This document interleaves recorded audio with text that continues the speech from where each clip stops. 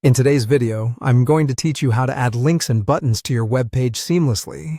Whether you're setting up your personal blog or managing a professional site, learning how to effectively embed these elements can enhance user experience and navigation. So, let's dive right in and get started. First, we need to enter the edit mode for the page where you'll be making the changes. This can usually be done by finding and clicking the edit button or link on your content management interface.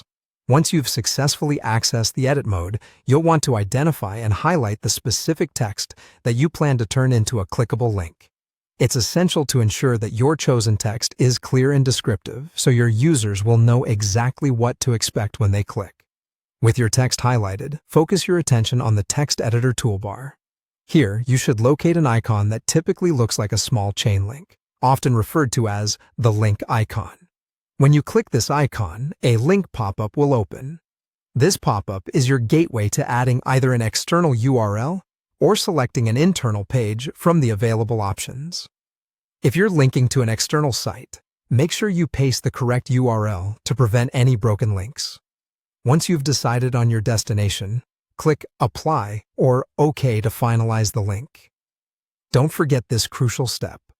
Save your page to make sure all your changes are kept intact. Now, let's move on to the next feature, creating buttons. Buttons can be visually appealing and are a great way to encourage user action.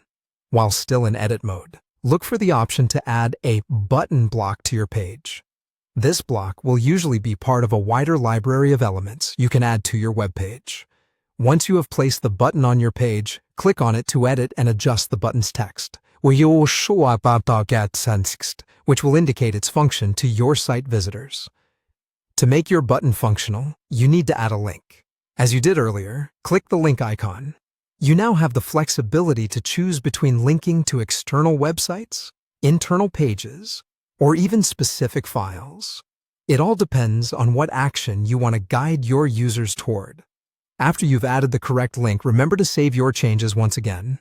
This will ensure that your button is active and ready to use. And there you have it. By following these steps, you should be able to easily add links and buttons to your web page. Whether you're directing customers to a product page or guiding readers to another article, these tools can significantly enhance your website's usability and functionality. Thank you for watching, and stay tuned for more tips on improving your web management skills.